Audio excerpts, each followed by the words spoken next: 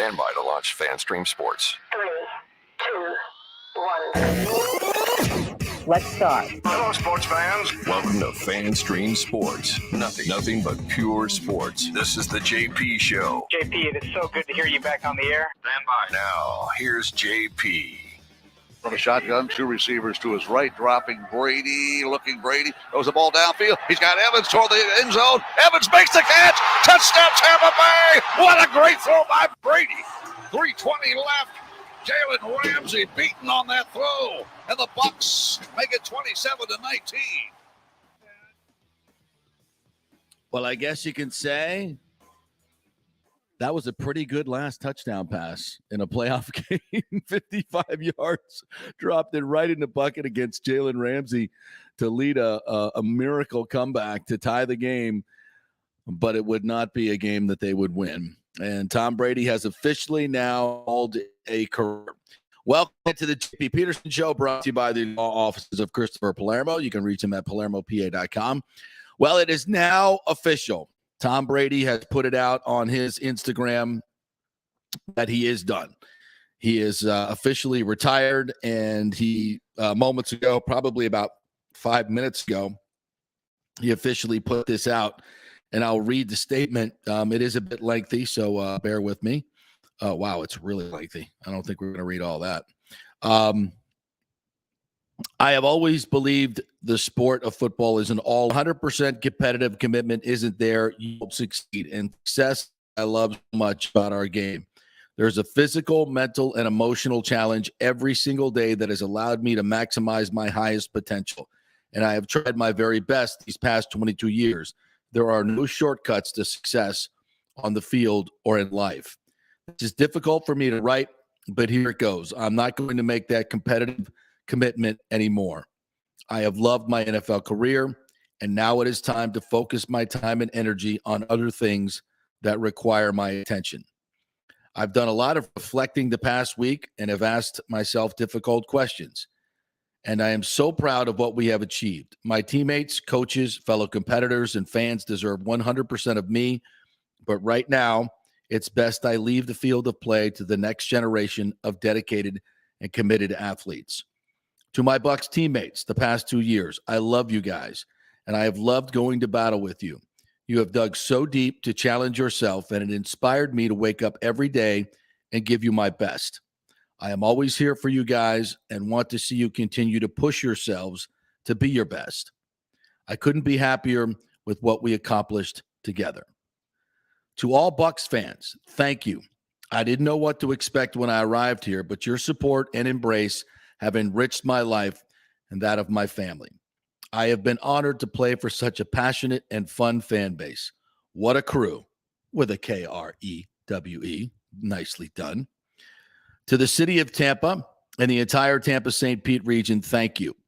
It has been wonderful to be a resident of such a fun place to live. I want to be invited to our next boat parade. Surely you will be. To the Glazer family, thank you for taking a chance on me and supporting me. I know I was demanding at times, but you provided everything we needed to win, and your ownership was everything a player could ask for. What a nice tribute. To Jason Light, thank you for your daily support and friendship. I will never forget it. I have never been through free agency, and I had some trepidation about how we could achieve success. Your leadership gave me confidence, and I will always be grateful. Wow. To my head coach, Bruce Arians, thanks for putting up with me. Your firm leadership and guidance were ideal. There is no way we could have had success without your experience, intuition, and wisdom. I am very grateful. To all the Bucs coaches, my sincere thanks for all the hard work, dedication, and discipline that goes into creating a winning team. I have learned so much from all of you and will value the relationships we have. To every single Bucs staffer and employee, thank you. Each of you is critically important, and I was greeted with a smile every day. That means so much to me. Your work is made up of long hours and hard tasks, but please know I see each and every one of you. Thank you so much. To Alex Guerrero, thank you. I could never have made every Sunday without you. It's that simple. Your dedication to your craft and our friendship and brotherhood are immeasurable. We have an unbreakable bond, and I love you. To Don Yee, his agent, and Steve Dubin, manager, thank you. You've been with me every step of the way since I left the University of Michigan and before I entered the league. What a journey it's been, and I couldn't do it without you. To my parents and entire family and extended family of countless friends, in parentheses, I love you and thank you for your never-ending support and love. I could never have imagined the time and energy you have given me for the past 30 years in football. I can never repay you. And just know I love you so much. And lastly, to my wife, Giselle, and my children, Jack, Benny, and Vivi. You are my inspiration. Our family is my greatest achievement. I always come off the field and home to the most loving and supportive wife who has done everything for our family to allow me to focus on my career. Her selflessness allowed me to reach new heights professionally, and I am beyond words what you mean to me and our family. Ti amo, amor, de minha vida. There's a couple more pages. My playing career has been such a thrilling ride and far beyond my imagination and full of ups and downs. When you're in it every day, you really don't think about any kind of ending.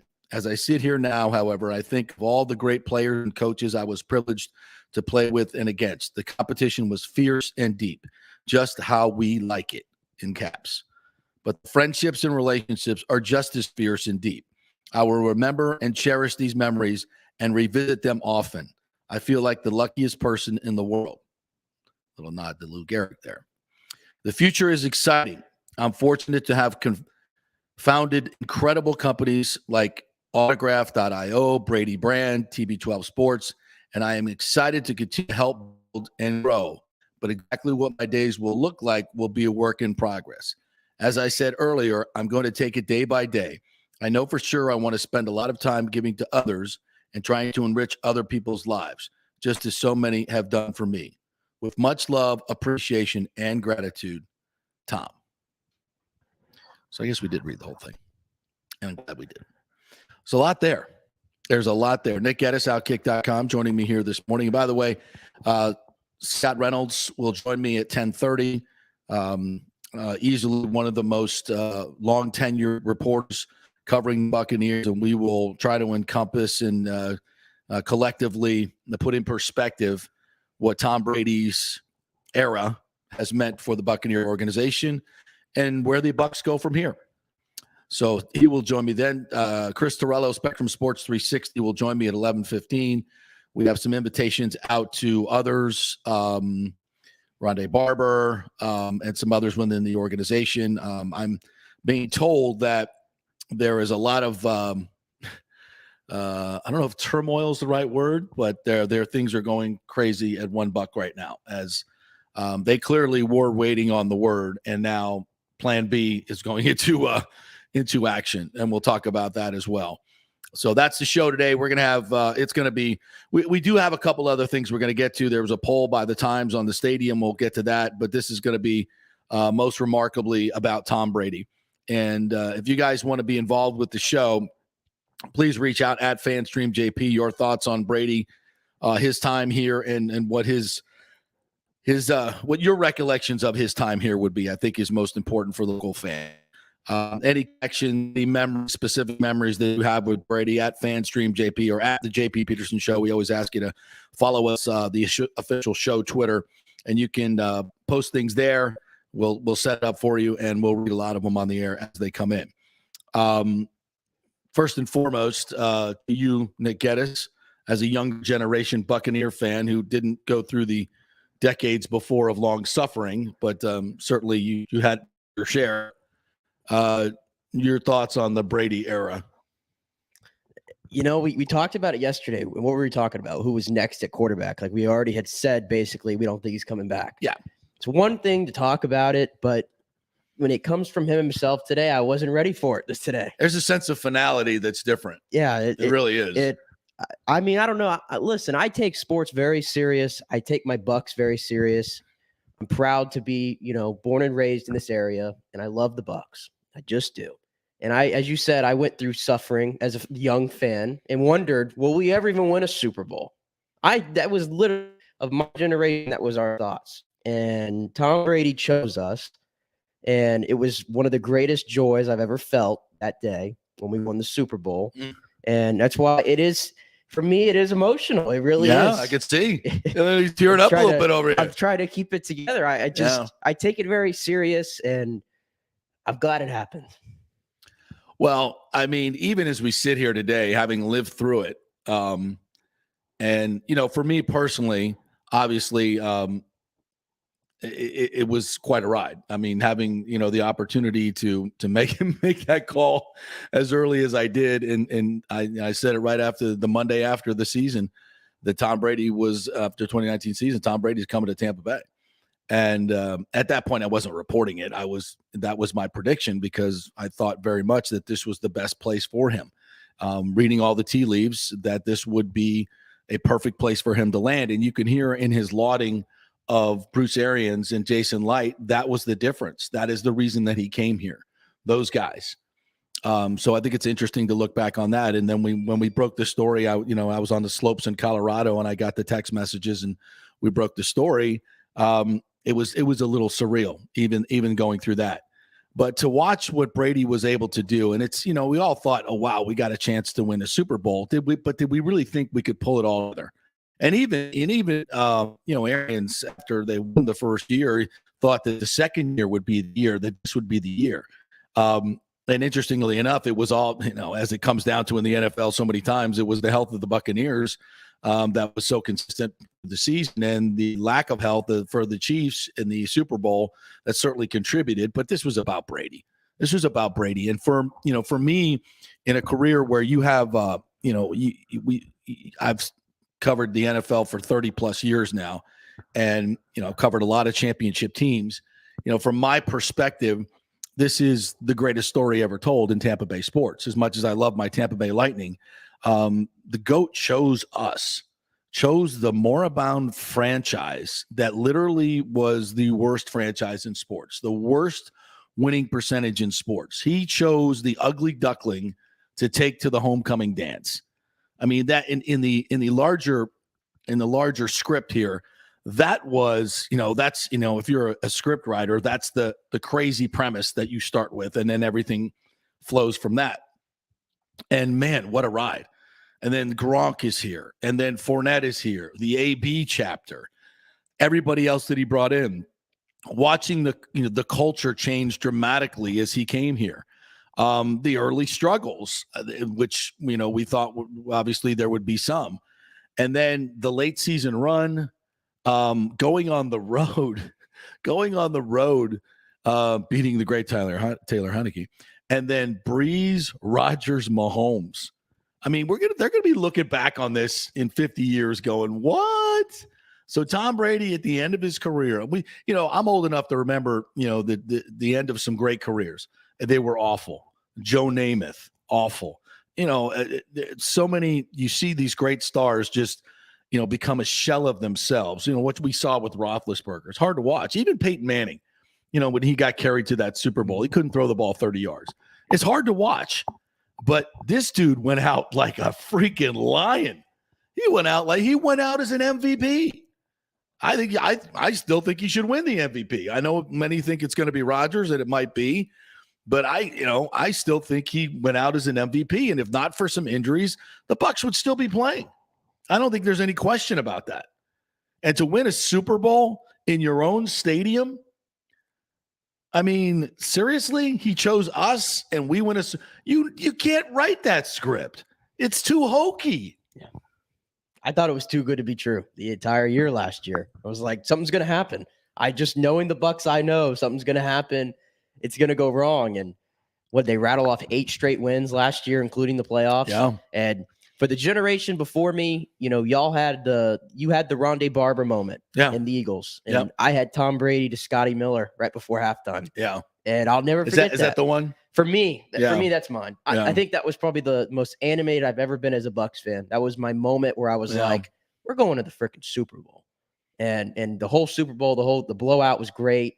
I'll never forget it. I was down there in that just sea of people there on Soho. Yeah. And it was great. That was cool. It was really cool. And we were there till like 2:00 in the morning. I'll never forget it. You can't replicate it. it leaves you speechless sometimes to think about that it happened. It really does. Yeah, as a reporter and trying to be objective, it's hard sometimes with your hometown teams. It really is, because obviously their success contributes to your success.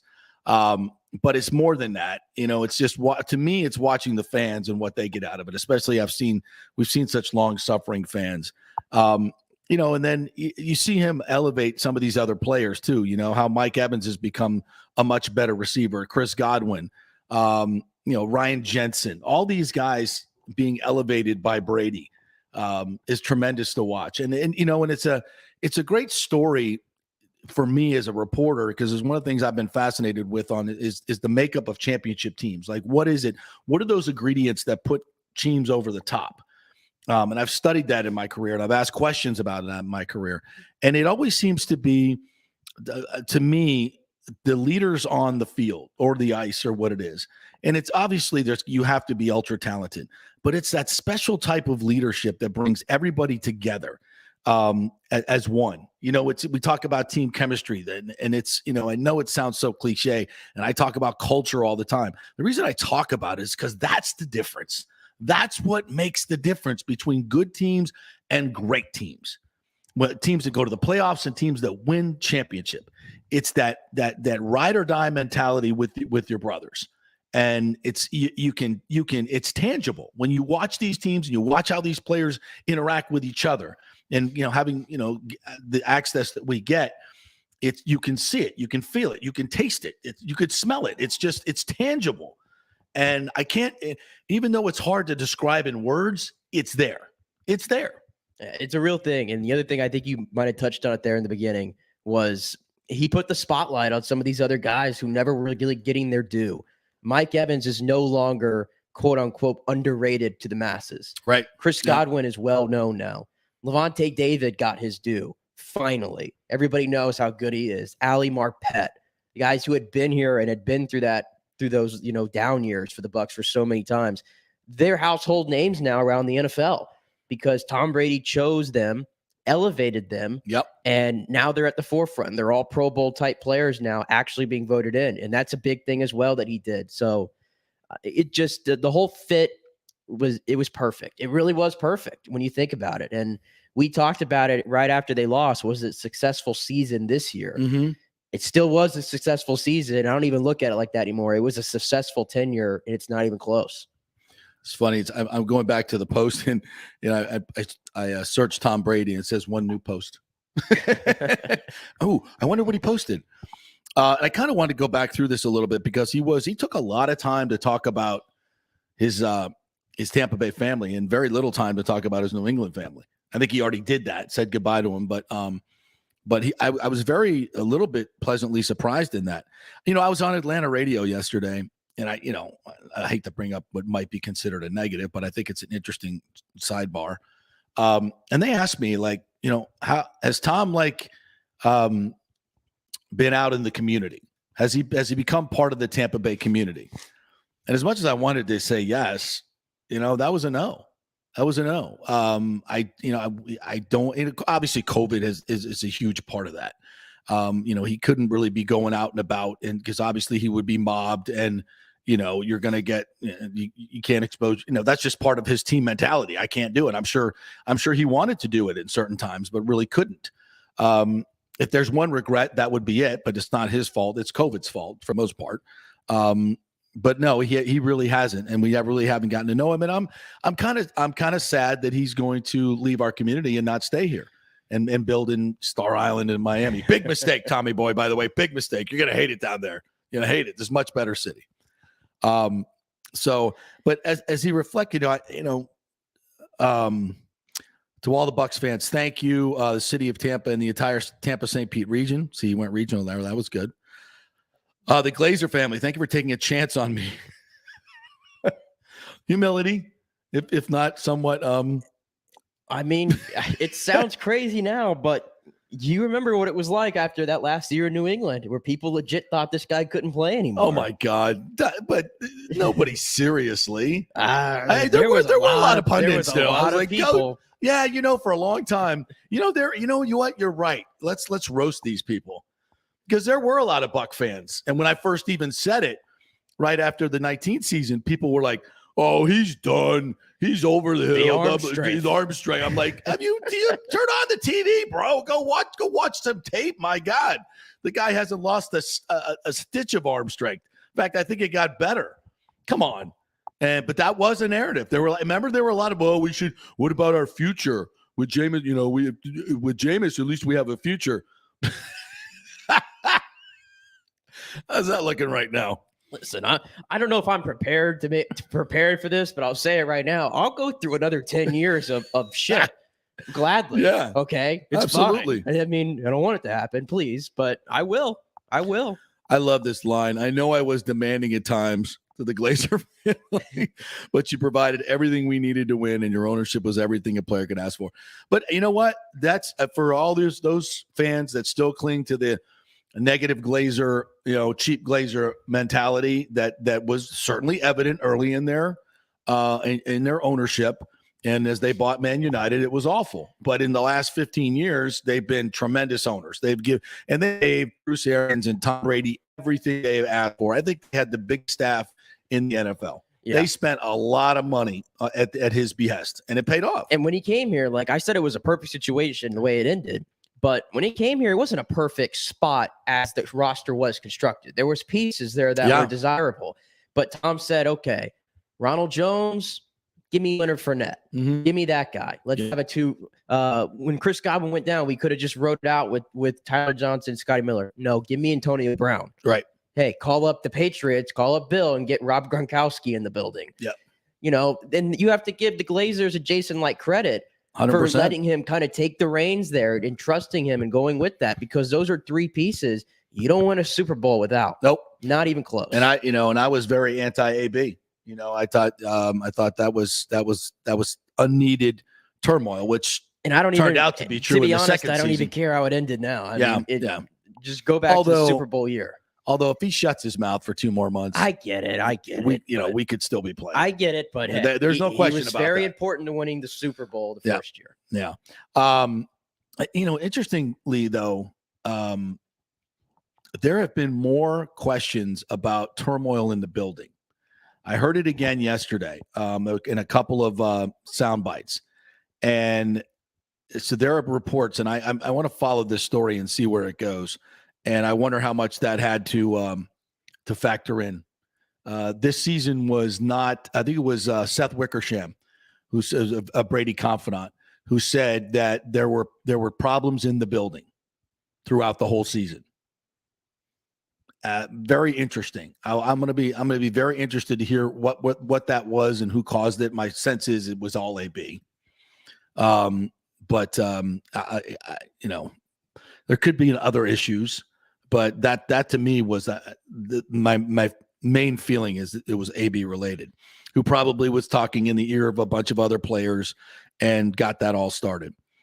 Brady said to Jason Light, I thought this was very interesting. Thank you for your daily support and friendship. I will never forget it. He was the first person he mentioned selectively by name, the Glazers collectively, but then personally, Jason Light. Never through free agency, had some trepidation about how we achieved success. Your leadership gave me confidence, and I will always be grateful. Really interesting. To my head coach, Bruce Arians, thanks for putting up with me. Your firm leadership and guidance were ideal. There is no way we could have had success without your experience, intuition, and wisdom. I'm very grateful. Wow. That's powerful. That's very powerful. And and all this negativity that is surrounding Arians over the AB thing and the COVID thing and some other, the COVID card thing, for those of you who have been negative against Bruce Arians, Jameis one of one, read that statement. Read that statement from the GOAT, who has been working with Bruce Arians for 2 years now. There was no way we could have had success without your experience, intuition, wisdom. I am very grateful. That's powerful. That is very powerful. Anything else stand out to you in his goodbye? I thought, to every Buck staffer and employee, thank you. Each of you is critically important. I was greeted with a smile every day. This means so much to me. Your work is made up of long hours and hard tasks, but please know I see each and every one of you. Thank you so much. This is where I go back to for leadership. As Derek Brooks talks a lot about this, being a servant leader, and he speaks of it in much more religious tones than Brady does. But I think it's the same. It's the same paradigm. It's the same concept. Being a servant leader is really what leadership is all about. I mean, not to get too religious, but Jesus washing the feet of the disciples. This is true leadership. When you show them that there's nothing you will ask them to do that you won't do yourself. That is true leadership. And Brady has embraced that and personified that at every level. And I like too. Also, he peeled back the curtain a little bit for us when he got here. I mean, I appreciated that because really did. I'm gonna be honest, like any normal NFL fan, I was sick and tired of the Patriots. I was sick and tired of Tom Brady. And Brady, okay? absolutely. I'll put that out there right now. I did not a fan of Tom Brady until he got here. I'll put it all aside, and here I am tearing up on the show for Tom Brady. Never thought that would happen. Yeah, but he peeled it back a little bit, and we saw a different side of him. We saw Tom Brady just absolutely just sloshed at a boat parade with avocado. Outstanding. Couldn't walk. Outstanding. We saw him toss the Lombardi across a body of water. Tampa Tom. I mean, those are the memories that I'm gonna take with me. You know, I mean, as much as the stuff on the field was what he gave us off the field, and he was all. I know, we listened to every single press conference, and he had a lot of, as you put it, ding. Yeah, a lot of cliches. A lot of cliches, which never change. But I mean, but that was part of that was part of the winning formula for him. Yeah, it was. Because there, so much can be made in the media of bulletin board talk, and Brady, one of the great things about him and seeing him up close was you see that there was not a breath that he took that didn't have a meaning to winning football games. Mm-hmm.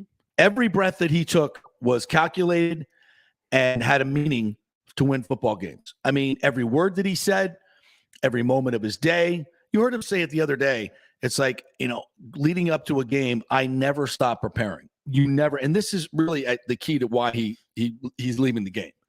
Because while people, we've had this discussion all week, while people say, well, listen, you go home, you see your kids, like we all do. We work long hours, you go home to see your kids. And you see them in the mornings, blah, blah, blah, blah. You can still be a father and a husband while working. Not Tom Brady. You guys don't understand. It's every minute of every day is dedicated to winning football games. So he's not going home and greeting the kids and spending 5 hours playing video games. He's going home. He's probably spending about 30 minutes with them, eating dinner, and then going to watch tape. Or he's got an obligation, a business obligation, or he's got, a podcast to do, or he's got some meetings with teammates. And that's never stops. It's not for everybody, man. It's not. It is a reserved, like the elite of the elite are wired like that in sports. And he is at the top of the list alongside, a who's who in professional sports. And it's just not everybody's built that way. And nope. And I think he said that before. I went to 10 Super Bowls in 20 years. 7 Super Bowls. How did I do it? It's that. Yeah. I never stopped doing it. That's the key. Yeah. And so it's in, like he said, if I can't be all in, I can't do it. He can't be, half a guy that he used to be and how he preps, because he won't have the confidence going into the games. Everything's going to suffer. You got to be all in or you're not going to do it. And I respect that. There's no doubt he could have played another 2-3 years at a really high level, but not at the level that he has put out there. And much respect for that. All right, we're going to take our first break. I want to remind you, folks, the Golden Diamond Source is ready and rocking for those of you who want to pop the question on Valentine's Day, which is a great idea. 0% financing for up to 5 years. Steve hand selects each diamond, Steve Weintraub, 40 years of experience. And that's important, folks, because if you're thinking about buying something online, you're going to get a better deal. You're not. You're going to get a crappy diamond at a bad price and nobody to back it up. At the Golden Diamond Source, you're going to get the best of the best. You're going to get a great experience. Like for you, when you walked in, it was incredibly friendly, right? It made it very easy for you. So I just say, listen, go on in there, let them take care of everything. Tell them what your budget is. They'll show you tons of stuff, and it'll work out great. And they'll package it up for you perfectly, and it'll be a great experience for you. It's the Golden Diamond Source. If you're going to pop the question on Valentine's Day, you got to go there. 3800 Omerton Road in Clearwater, just 10 minutes from South Tampa over the Howard Franklin Bridge. Coming up next, Scott Reynolds, the Pewter Report. Great experience covering the Bucs. So put it all in perspective, the Brady era, when we come back.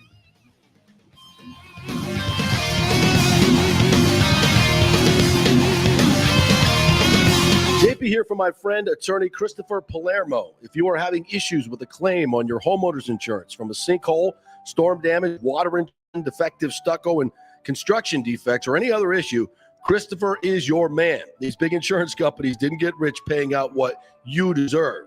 Chris founded his practice in 2009 with a passion to help all Floridians with disputes where they were forced to take on the powerful and needed a champion in their corner. Chris wants to make sure you will receive the most aggressive and compassionate representations. He has recovered millions in settlements on behalf of his clients facing defective stucco damage and other construction issues. So call Chris.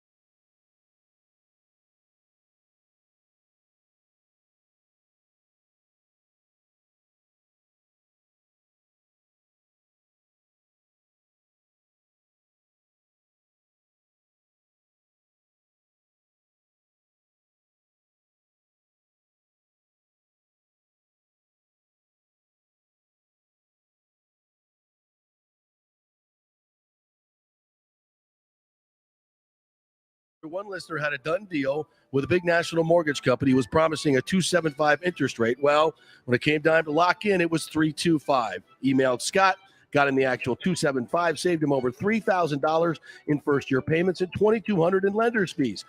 Email him, scott@amstampa.com, scott@amstampa.com. Coming back at you. Now, more with JP on Fan Stream Sports. It's only just begun. All right, welcome back to the JP Peterson Show, brought to you by the law offices of Christopher Palermo. You can find him at palermopa.com. All right, let's welcome in our good friend Scott Reynolds. Been covering the Bucs for over 25 years. Has great perspective on this. As Tom Brady calls it quits officially this morning, announced it on Instagram. I'm sure the one Buck place is going bananas, trying to get Plan B going. Scotty, how are you, my friend, on this very busy morning? Good. I mean, we saw it coming, obviously, but I think a lot of us were like, let's wait to hear it from the goat's mouth, right? And through Instagram, we did this morning. Your thoughts on his goodbye note there? Well, it was all about Tampa Bay and the Buccaneers. Right? Pretty cool. That was kind of my first takeaway. Was for a guy that spent 22 years in the league, 20 of which was in New England, where he began his legacy. He really cemented it, and then it wasn't like the Buccaneers' 2 seasons in Tampa Bay was just an add-on to Tom. I mean, he really was pretty heartfelt with his remarks to and about not just Jason Light and Bruce Arians, but his teammates, the Bucs staffers, Bucs fans. I mean, didn't mention media, but that's okay. We understand.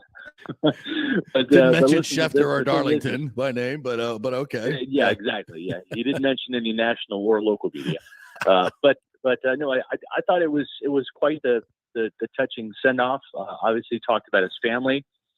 No mention of the Patriots, or the Patriots family at all. That was one of the first things I noticed. So maybe he's already said goodbye to the Patriots fans a couple of years ago before coming to Tampa. Maybe he's going to do it again. But I thought it was very well done, and again, not a surprise. I wasn't even surprised Saturday when Schefter and Jeff Darlington came out with the report that Brady was done. It was only a matter of time, right? He was either going to play 2 years in Tampa or 3. So as much as I would like to have seen him play one more season in Tampa, yeah. I think everybody would. This is his decision, and it really can't be that much of a surprise. Do you think they would have been contenders next year? I mean, given that schedule and the guys that they have to bring back, I do. I think they could have brought back the core of the team. I think they even could have improved at some positions. And if they remained healthy or some semblance of it, I think they would have a great shot to win a Super Bowl. And I think he felt that way too. You agree? I think so. And I think the thing too is if you look at what the Bengals have done and even the 49ers, you can change your fortunes pretty quickly, right? In the NFL. I mean, the Buccaneers went from 7-9 with just a couple of personnel moves. Now, granted, one of those personnel moves was bringing in Tom Brady to replace Jameis Winston, right? Yeah, at no Let's cost. be honest. Yeah, at no draft cost. But to go from 7-9 to the Super Bowl, if you get the right quarterback, if you get the right team, the right coaching staff at the right time, right? Then you can kind of catch lightning in a bottle. Look no further than 2002, right? The Bucs trade for John Gruden in February. It wasn't even in January. It was literally 2 weeks before the start of free agency. They traded for Gruden. You know, he overhauls the offense, keeps the defense in place, and they win a Super Bowl and win 12 games. So it's amazing how quickly things can change. To your point, I do think that the NFC is there for the taking next year. I think maybe the Rams obviously have to be kind of the odds-on favorite there. You know, will the Cowboys finally get their act together and make some noise? The NFC South is going to be downtrodden. Yeah, I think that 9 and 8 could win the South next year. 7 and 10 could win the South next year. Yeah, I just do. I at the same time, I think that the real power balance is going to be in the AFC, especially if Aaron Rodgers is traded to Denver, as some speculative reports have been out there suggesting that might happen. Then, you know, you've got Kansas City. You have an Aaron Rodgers, a Denver team. You have the Bengals. I think the Chargers are still maybe an up-and-coming team. Mm-hmm. Obviously, the Buffalo Bills. Yep. I just think that and the Baltimore Ravens, can't count them out. I think the power balance will shift to the AFC even more so next year. Scott Reynolds joining us here, Pewter Report. While we're on the subject of what's next, and I want to come back to Brady here in a second,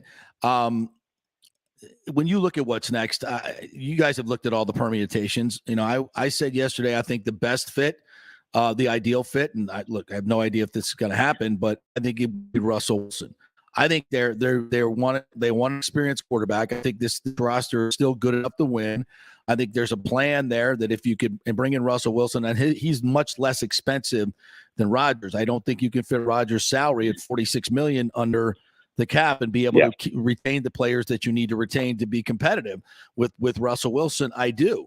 And I know Seattle said they're not thinking about trading him, but they've got to be real with themselves. They have to rebuild, and the best piece they can use to get multiple draft picks is Russell Wilson. And if I'm the Bucs, I'll give up my next 2 1s and my next 2 3s to get a Russell Wilson and to stay competitive for another 3 or 4 years. What do you think? What's the move? Well, it's interesting, right? Because I think that there's two. The Bucs are really at a fork in the road here, and I'll tell you why. Bruce Arians is going to turn 70 this year. He's got 2 years left on his contract. Maybe he coaches 3 or 4 more years. Maybe he only coaches 1 more year. I don't know. I don't even think Bruce knows. Jason Light is a couple years older than me. He's I think 50, maybe 51. He's going to be here a lot longer than Bruce Arians. At least he wants to be, right? I mean, he's built this organization into a powerhouse. They've won the NFC South this year, back-to-back playoff years, most wins in franchise history with 14 this year, 13 during the regular season. They won the Super Bowl. So you have kind of competing situations, if you will. Now, both Bruce Arians and Jason Light want to win and want to win now. But how much are you willing to mortgage the future to try to extend this? And is Russell Wilson the right quarterback for Bruce Arians?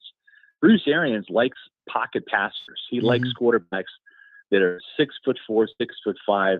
Go back to Peyton Manning, Ben Roethlisberger, Andrew Luck, Carson Palmer, Tom Brady, all 6'4", 6'5" guys.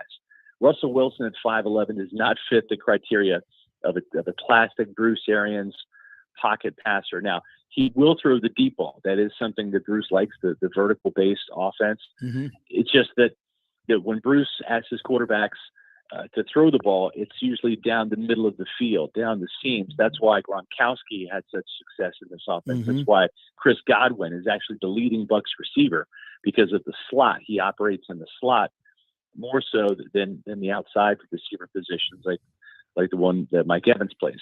So having said all that, I don't know that Russell Wilson is a great scheme fit. Also, what would it take to trade for him? And would the Seahawks be willing to trade him within the conference? I don't think there's any way Aaron Rodgers comes to Tampa Bay. No. The Packers just do not want to trade him within the conference. Oh, and by the way, the Bucs play the Packers next year. The last thing Green Bay wants and the Seahawks is Aaron Rodgers in Pewter going against the Packers. That's not going to happen. So I'm not ruling out the Russell Wilson scenario. Mm-hmm. It's just not a perfect fit as I kind of see it. And listen, I know some people thought Brady was not a great fit for Bruce Arians, but it turned out to be. Yeah, I just don't know with Russell Wilson. And I think so much out of pocket. Yeah. You're right. It's a little different than he would like, but again, like I said with Brady, I think Arians is good enough to figure out how to make it work. But your points are well taken, no doubt about it.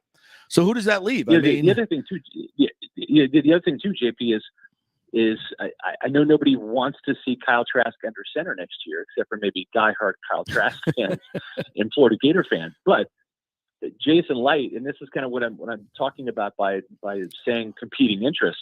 Jason Light spent a second-round pick on Kyle Trask, even though it was a late pick. It's almost like a third-rounder, but it's almost like, okay, well, we drafted this guy. I spent the second pick, the second-round pick on this player. What is the plan to get him on the field?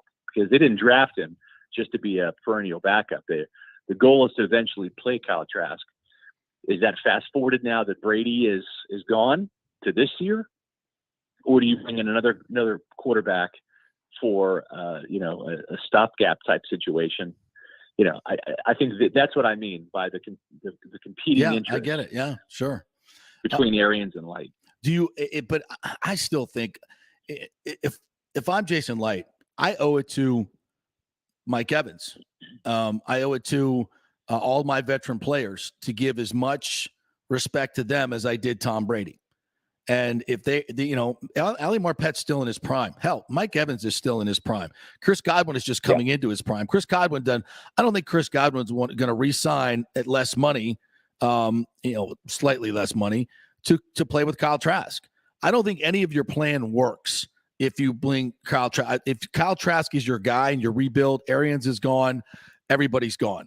Whereas I think if you make a bold move, and I think this is something that another contribution from Brady to the league, this is the new template.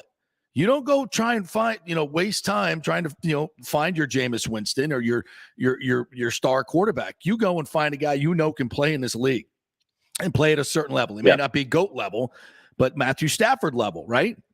That's the template. This roster, I think, is ready to win. I think it would be a waste of time and a waste of talent, frankly. And it's no disrespect to Kyle Trask. He's just not ready yet. He took no snaps this year. Everything was scout team. Yeah. So I just think that I'd rather have a Kirk Cousins. I'd rather have dare I say, a Teddy Bridgewater, someone that's been there and done that can play at a certain level and make this team competitive. And I think, the top guy, I think, would be Russell. And we'll step it down from that. If David Carr falls out of favor, I think he would be a guy. Cousins. Is there any other experienced quarterback you think that would work? I mean, you mentioned the guys in the Carr, if he's not the guy in Las Vegas with Josh McDaniels, it's going to be really interesting to see. I don't think there's a clear-cut answer. Mm-hmm. And I don't know how much thought Jason Light and Bruce Arians have really put into this, because you don't want to go too far down this road if Brady was going to come back, right? Mm-hmm. After all, right. But now they're forced to find out. they're forced to open some doors and see what's behind door number 2 and 3 and 4 and all that.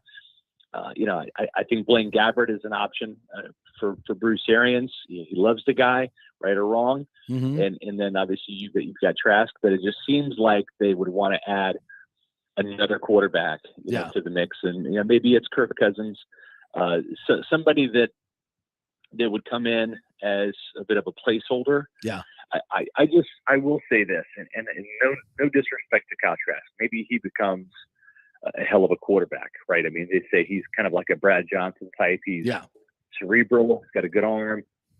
He's everything that you're looking for in a quarterback, except he didn't have any experience in the NFL level. Right.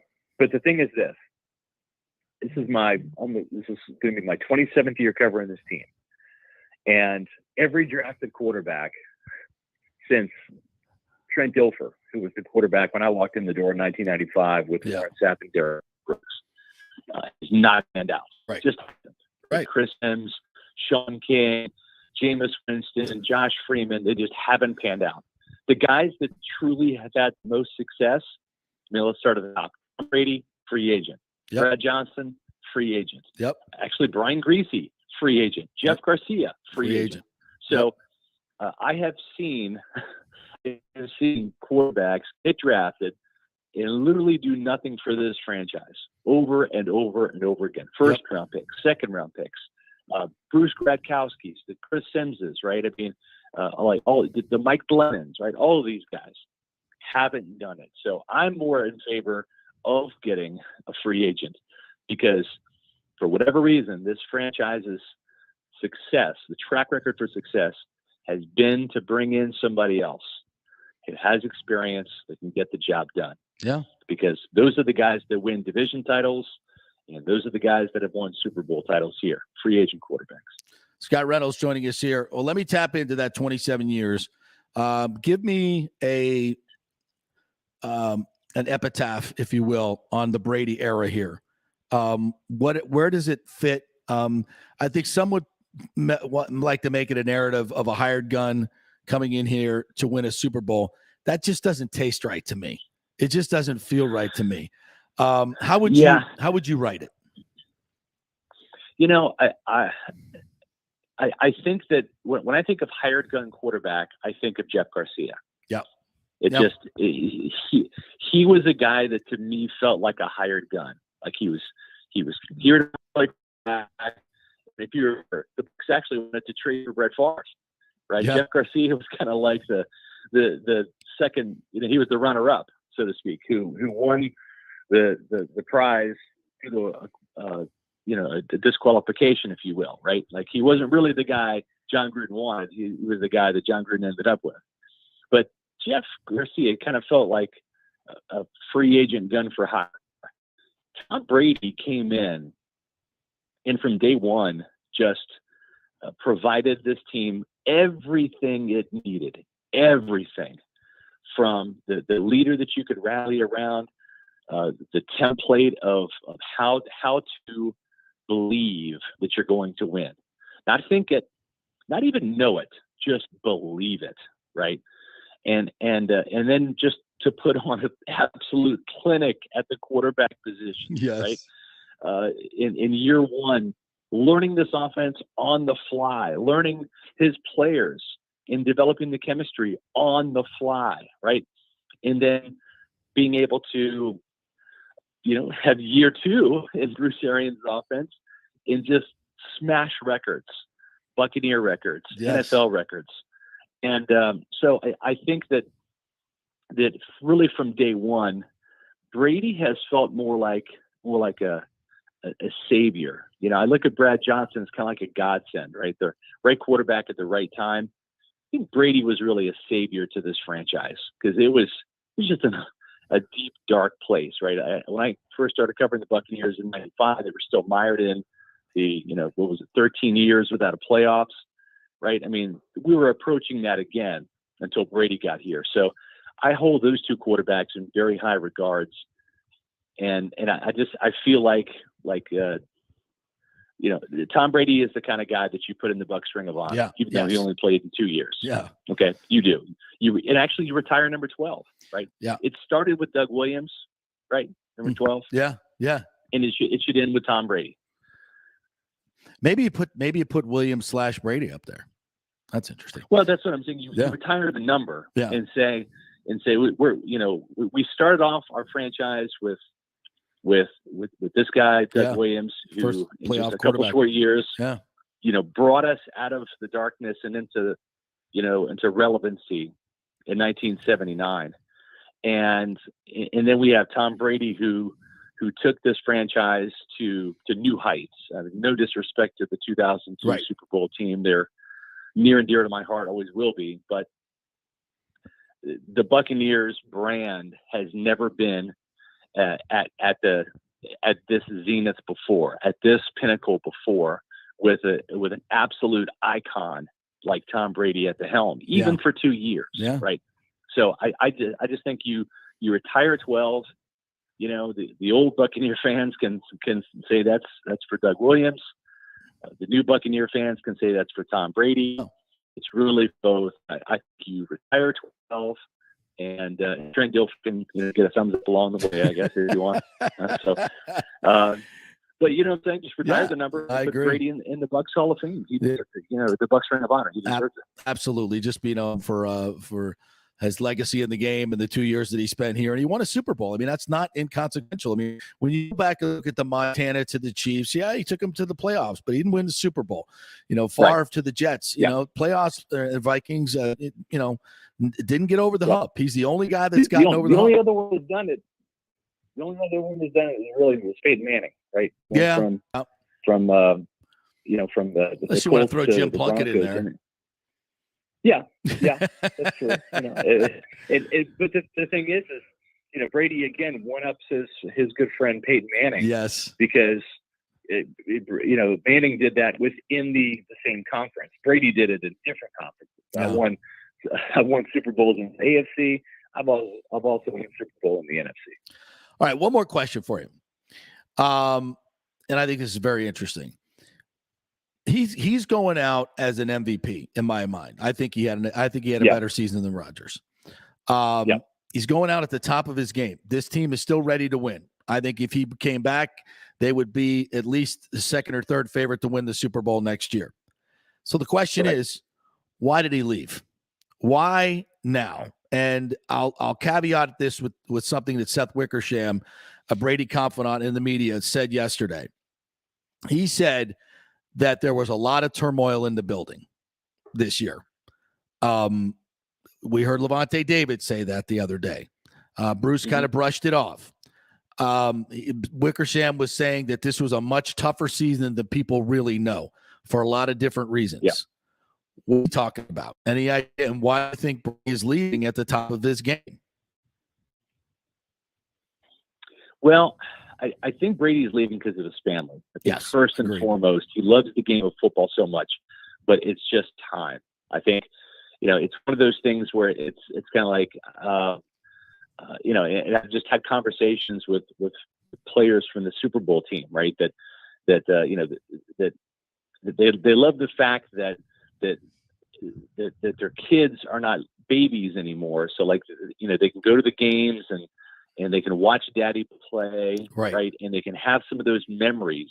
What I mean by that is, you're not talking about a toddler. You're talking about a 5, 6, 7-year-old kid, right? Who's there, who realizes that. Well, now Benny and Jack and Vivi, they're older, right? I mean, they've got the chance to experience that. And also I think Brady realizes now that every year that he goes all in on football, he's not going all in on family. Right. And time is precious, right? Yeah. It's all of a sudden it's like, your father, so am I. It's like all of a sudden it's like you go from 6 to 16. You're like, whoa, what the hell happened? Right? In a heartbeat. In a heartbeat, yeah. So I think Tom's it looks at his career and says, what else do I have to achieve? I became the NFL's all-time leading passer this year, third most passing yards. I hit 5,000 yards for the first time in my career. I've won a Super Bowl in Tampa. I've won Super Bowls in New England. There really isn't any other milestone to chase. And I do think that he wanted to beat Drew Brees and be the NFL's all-time leading passer. I think the competitive nature in him, had he retired after last year, would have gnawed at him. Yes. Man, what was I thinking? I was so close to beating Breeze, right? Yeah. And so I think he accomplished those things. So from a competitive standpoint, and this is the ultimate competitor, I just don't think there was another brass ring to chase. No, that's great points. Maybe another Super Bowl ring, but is 8 any more special than 7? Nobody's getting to 7. Nobody's getting this. Now, Nobody's getting to 6. As far as the turmoil goes, got to do some more digging. It's tough being out of the building for a couple of years due to the COVID protocols and stuff, because and I say everybody, we don't have the pulse of the team like we used to. Absolutely. In that locker room. Mm-hmm. It's which is why we're never getting back in there, by the way. Which is why we're never getting back in. Yeah. Back in the day, kids, I used to go in the locker room and talk to the powers that be are like, no, never happening again. So we got to do more digging on that. Well, maybe we'll find out, but if you had to guess, my guess is it was all AB. I think once the COVID card thing hit, I think things started to go downhill. I think that was that was certainly a lot of it.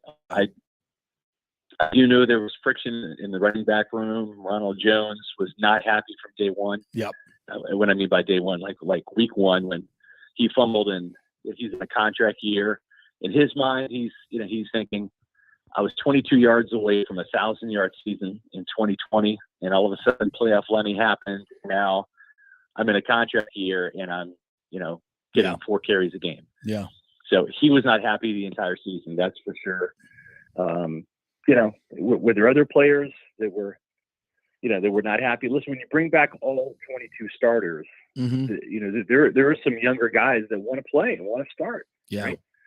And they have contract aspirations too. I'm speculating here. I'm not saying any of this is like fact, but just look at the safety room, right? You have 3 really good safeties, right? Mike Edwards did not play a good game in the Rams game for sure. He did, but he only played 16 snaps. Didn't play those very well. But Jordan Whitehead's in a contract year. Mike Edwards is going to be in a contract year next year, right, in 2022. Mm-hmm. And so both those guys want playing time. They want to, build their brands, cash in free agency, et cetera, et cetera. I'm sure, Mike Edwards is thinking, why am I on the bench when I'm leading the team in interceptions, right? Yeah. And I want to play more.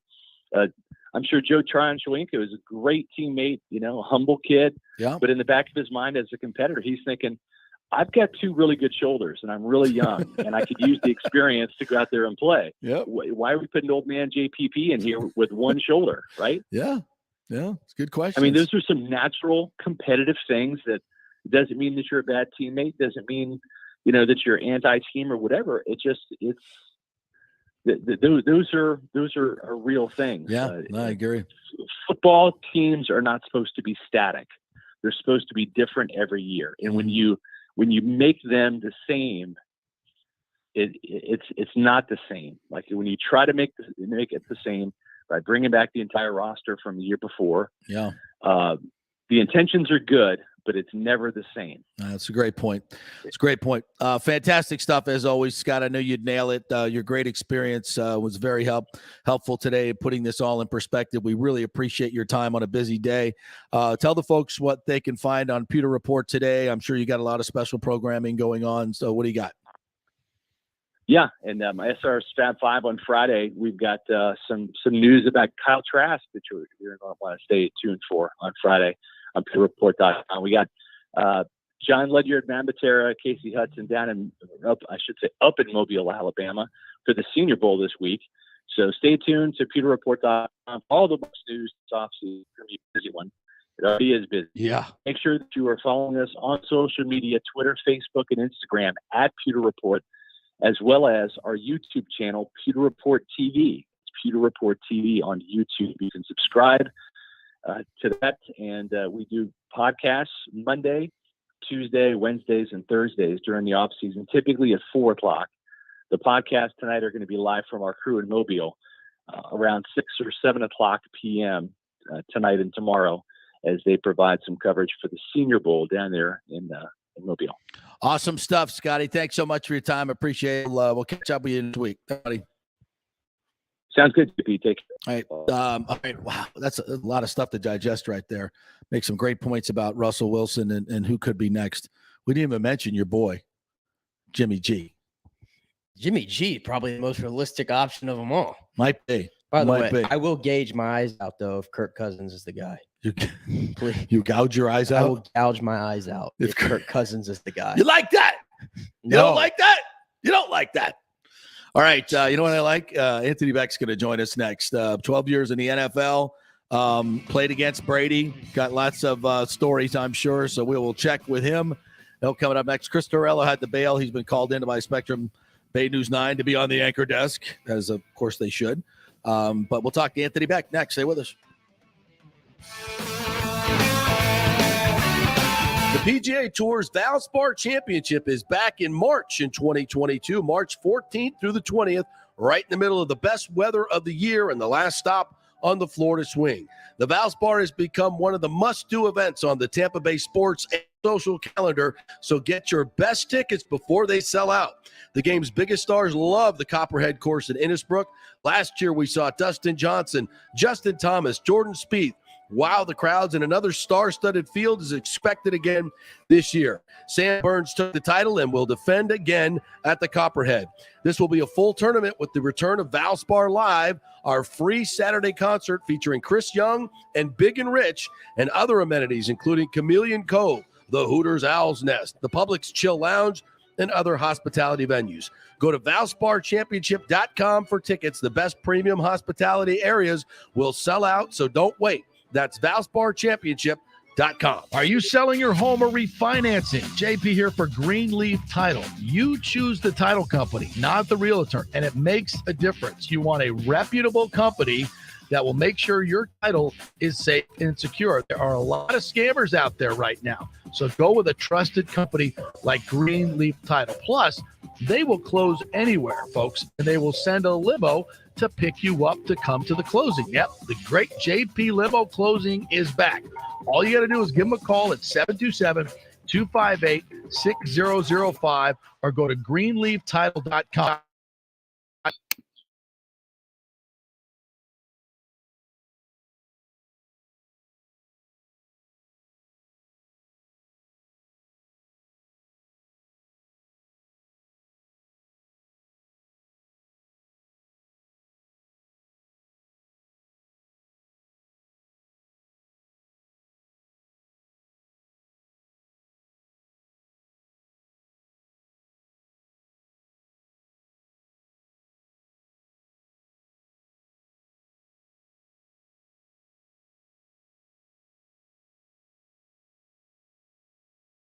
So if you think you make too much money or whatever, just go to jpcares.info and find out. It'll take you a few minutes. jpcares.info to find out if you qualify for free cell service. Get it now before it's all used up. Let's go. Right now, back to the show with JP on FanStream Sports. All right. Welcome back to the JP Peterson Show, presented by the law offices of Christopher Palermo. Our second hour brought to you by Bay Area Modern Medical Center. A very different kind of approach to primary care, personalized preventative medicine, not a one-pill-fits-all mentality. Christopher Lugo and his medical team are ready and waiting. Change your health for the better. So go to BAMMC.com and get more information, BAMMC.com. All right, let's welcome in our good friend Anthony Becht, 12 years in the National Football League, played quite a few games against Mr. Tom Brady, as Brady calls it quits. Hello, Mr. Becht. How are you this morning? I'm doing well, man. How are you? Fantastic. We're trying to put this this Brady retirement in perspective, not only from an NFL standpoint, but certainly from a Buccaneer standpoint. How would you look back on this Brady era? Some would call him a hired gun. I would say it's much more than that. One of the greatest history moments of this franchise's history.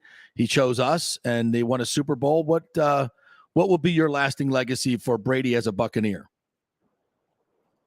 Yeah, well, it was fast 2 seasons, right? Yeah. I mean, a lot of great things happened in that time. Obviously, getting that Super Bowl was great for the city and the fan base, and the run they made this year obviously was was good to see. Unfortunately, with injuries with Godwin and the AB debacle, that kind of changed things. And ultimately, I think that's what, kind of showed Tom Brady that, you can do everything mentally, physically to prepare yourself to help a team, but you got to have those pieces, and you don't know what to expect, how the season will unfold with those kind of situations. I'll say this, man, playing against Brady for, all my career, we came in together. I hated the guy. I mean, you hated the guy because he was so great. He was so good. I was on the field the day that Bledsoe got knocked out of the game, and the history of Tom Brady turned. And just a remarkable run for him. I just feel like, just with potential injuries and all the things that could happen and the mental side of it, I truly believe that, going to Tampa Bay for him was a way for him to have fun and play the game a little differently and prove that you can win it that way. I ultimately feel like that's what he did. You saw a funny side to him. You saw a little more personable side of him. He still put in the same amount of work. He still did it the way that he did it with the Patriots. But I just feel like he had a little more fun doing it. And I think ultimately that was the goal for him to finish his career. Play on a great team with a lot of good players. If I can get great weather, that's good. And, if I can win the championship doing it the way I want to do it, that's gravy. And he got it. He got that. So, I feel like there was no real great way for him to go out because he's just done so much. So I was always thinking it would be an injury that would force him out because I just felt like Father Time would kick in. But ultimately, I'm okay with it. The guy literally went out on top. The best statistics of any quarterback this season at 44. Yeah. He could have easily came back and played a couple more years, but family, wife, all that stuff matters. Wasn't surprising to me, it was, but in the long run, it definitely changes the course of the Buccaneers and the expectation levels of where this team will be moving forward. It's interesting, Anthony. I mean, I can ask you this because you witnessed it firsthand. I didn't know you were on the field the day that he took over for Bledsoe. But so you watched him mature into the great quarterback he was. He didn't jump into this league, throwing 40 touchdown passes. That's not the way it went down. The defense carried him to that first Super Bowl, and he certainly added something with the game-winning drive there. But talk to me about what you saw with your own eyes and his maturation over those first, 5 to 7 years. I think number one, he did a lot of the easy stuff that players take for granted and don't figure out that they're important early on in his career. Mastered the playbook, was ready for his opportunity, carried himself at a high level, worked hard when nobody was watching, earned the respect of his teammates when he wasn't playing. And ultimately the difference between him and everybody else is he had the it factor. I mean, he had the closer ability, mentality. He had a killer instinct, and he wasn't rattled by mistakes. And, those are unique traits. I mean, I've seen much more talented players come in when he came in, but yet didn't have the it factor or that killer mentality. And ultimately, I think that boded him well. I think getting drafted late boded him well. All those things helped him to be the great player that he was and still is to this very day. So, just an unbelievable. I actually remember. It's funny when my rookie year, when we went up there the first year when I was with the Jets to play the Patriots, and of course I was already in the lineup. I was playing my first year. Pennington was on the team. Okay. He wasn't yet playing. He was backing up Testaverde, and I remember warming up on the field. Me and Chad, we saw him out there, and we went over there, and we were talking, and. He's talking about just working hard, waiting for his opportunity whenever that may come. And, we're like, hey, keep working hard, your time, be ready for your time. All that. Like trying to boost him up where, a year and a half later, he arguably made his run of a lifetime. It really is an amazing feat. I don't know if we'll see anything like it again, at least the consistency of greatness. I think it's one thing to be on a good team, to win every year, get close, but the dominance of his play, how it never down. I just don't know in any sport you'll ever see that again. Anthony Becht joining us here. It's so well put, and I think you really nailed it there that made him different. But I could also see you and Chad walking away going, that skinny little fuzz he ain't never going to play in this league. But you would have never thought. Never. I mean, and isn't that the most amazing part of his legacy? I mean, you played in this league. You've seen some, with Randy Moss, and you've seen freaks, just athletic freaks play this game. And some of them were great, some of them not so much. But it's just such a physical game. You got to be fast. You got to be big. You got to be strong. But yet, the greatest player in the history of the game, his biggest asset was his mind. That guy's he's not a great athlete by any stretch of the imagination, but yet he's the greatest football player in the history of the game. How do you square that dichotomy? Well, someone once told me, playing in the NFL, it's two parts mental, one part talent. Yeah. And the problem is there's a lot of part talents with a lot of guys. Ultimately, that's what gets a lot of these guys drafted.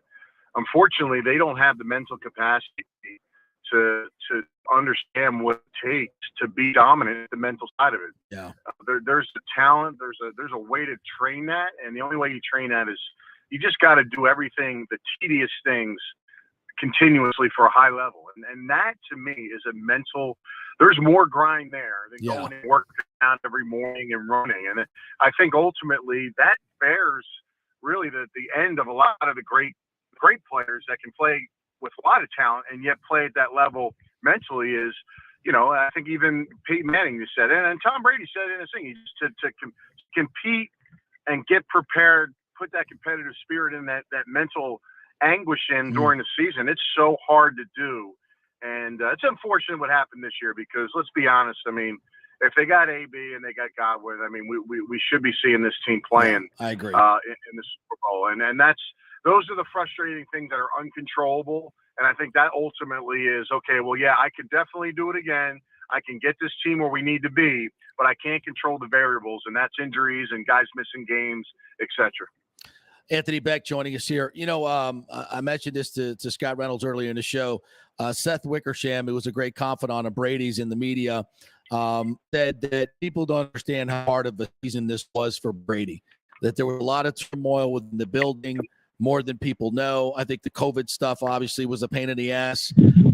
Ultimately, how much do you think that had to do with him leaving? I think obviously family was the biggest thing, but it's hard in this day and age with all the different personalities and politics and everything else that's going on in football. It can't be as enjoyable as it used to be. Yeah. I mean, things add on to all those challenges I just spoke about. Yeah. I mean, it does take the fun out of the game because it just puts extra anguish into the what you've already putting in throughout the year in the off season. So, I mean, that's a big part for a lot of guys, but a guy like Brady who knows exactly the amount of capacity and work that needs to be put in to make it work every year, to add on to that because he pushed it to the limits. Yeah. To me, that probably was a big part of it as well. But just not being able to control the narrative sometimes, that's probably the biggest thing. And again, like I said, this team was primed to make a move, and they couldn't because there are a few key pieces that just didn't work out for them. Yeah. All right, Anthony, how do the Bucs move forward? I mean, I think they should go get an experienced quarterback and give up whatever you got to do to get it. Because I think this team still has a core to win. I think you can bring back a lot of these guys if you go and get a Russell Wilson or somebody that's experienced that the guys would respect and want to play with. I mean, Evans is still playing at a high level. You get a great offensive line. Bring Jensen back. The defense is getting better. I think you can improve in some places too. I think this team could have another 2 or 3 years left in it if they get the right guy. Who do you think that could be, or would you go to Kyle Trask? How would you do this? Yeah, it's a tough one. Yeah, it is. And I'm not quite sure. I believe Rodgers and Russell's would have to be a trade, correct? Right. Correct. You'd have to give up a lot to get so him.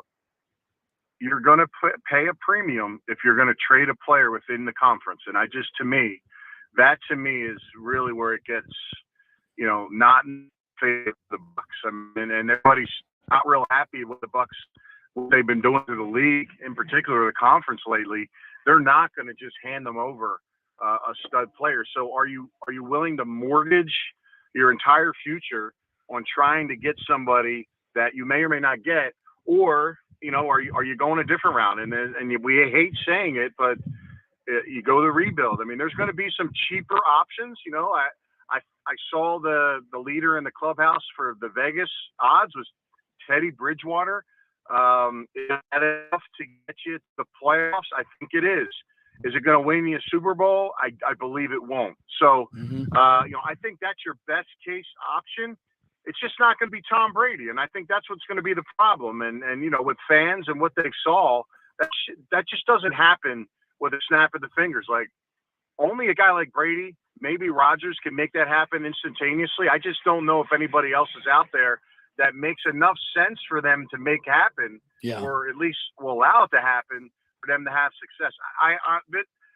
This will be tough for the team to get to the playoffs next year. And you got to think of these other guys that if they have to get deals done, do they want to come back? At the end of the day, they're kind of going to be realistic on what their chances are to make that push and put that work in. You worry about guys signing them back. They get that last piece of the pie, and maybe they don't play at a Super Bowl level. And I've seen that with teams. Not to say that will happen, but that sometimes kicks in a little bit if there isn't a little bit of success early on to start the year. So these players got to make decisions on whether they feel like this is the right place for them moving forward as well. So it'll have a trickle-down effect. It won't be just Brady. It'll be plenty of the other guys as well. Anthony, great stuff, man. Really appreciate your personal perspective on Brady. That was tremendous, and thank you for your time as always. We'll catch up with you down the line, and we'll see where this is going with the Bucs, because there's a lot of decisions to be made. Thanks, partner. You there? I think we may have lost him. Thank you, Anthony. We lost him. And by the way, follow Anthony Becht. You can follow on Twitter, stuff @Anthony_Becht. He's got great podcasts. You can get everything on social media at @Anthony_Becht. And he's check out his podcast. He's already tweeting out some stuff on Brady as well. All right, we'll take another break and come back on the other side and get some of your comments in. We got a lot of we just put out a poll on who do you think should be the successor for the Buccaneers at quarterback. You like Rodgers? You like Russell Wilson? Jimmy Garoppolo? Jameis Winston? Kyle Trask? Who you got? Vote and comment, and we'll read them on the air. Stay with us.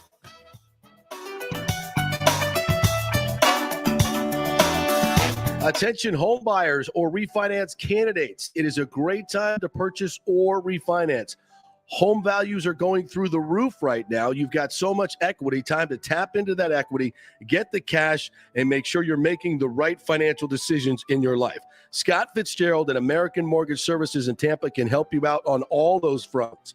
I've known Fitz for over 30 years. He's done 3 of my mortgages. In fact, Scott has done over 3,000 loans in the Tampa Bay area for many of our coaches, athletes, from Bucks to Bulls.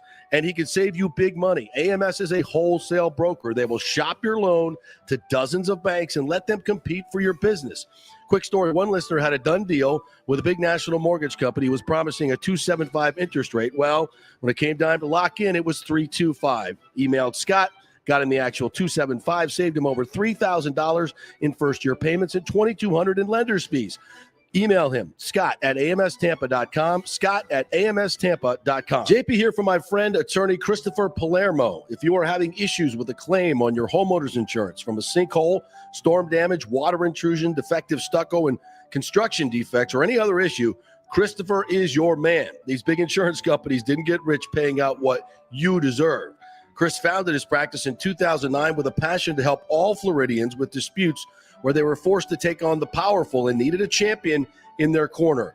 Chris wants to make sure you will receive the most aggressive and compassionate representations. He has recovered millions in settlements on behalf of his clients facing defective stucco damage and other construction issues. So call Chris, mention the JP Show, and he will give you a free consultation. That's 813-221-5636, or go to PalermoPA.com. He's a fifth-generation Tampanian, graduate of Jesuit High School and the University of Florida, and he cares deeply about you and the community. That's 221-5636 or PalermoPA.com. Who wants free mobile service? I do, and you can get 30 gigs a month from companies like AT&T Service, T-Mobile. Great service. Keep your number and get free mobile service. It's part of the emergency broadband benefit from the stimulus bill.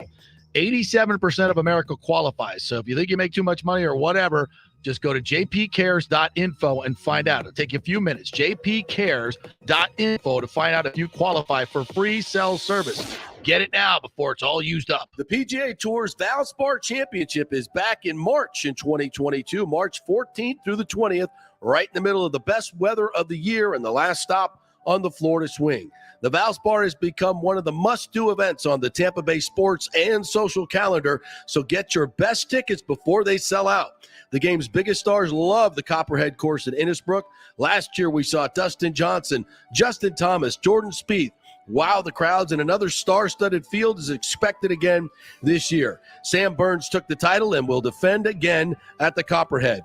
This will be a full tournament with the return of Valspar Live, our free Saturday concert featuring Chris Young and Big and Rich, and other amenities including Chameleon Cove, the Hooters Owl's Nest, the Publix Chill Lounge, and other hospitality venues. Go to ValsparChampionship.com for tickets. The best premium hospitality areas will sell out, so don't wait. That's ValsparChampionship.com. Well, it's never been more important to support each other and support local businesses like Italiano Insurance that has been around for over 60 years, serving our community with great customer service and also giving back to our locals in need. Their Metropolitan Ministries Holiday Food Drive was another tremendous success this year. Why call a 1-800 number when you can call your trusted neighbors at Italiano Insurance who will save you money? In Boca Grande, 941-964-0400. That's 941-964-0400. Cryptocurrency is all the rage today. The market cap for the industry is now over $1 trillion. And you read about people making millions of dollars, right?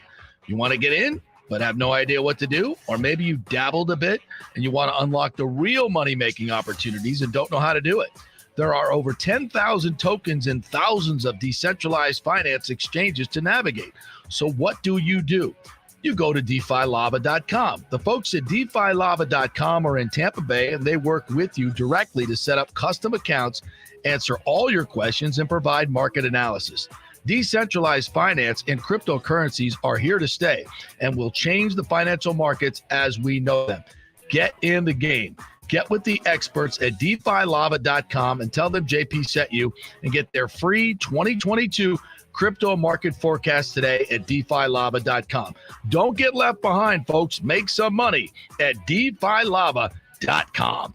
Pure sports. JP is back on. Welcome back. FanStream Sports.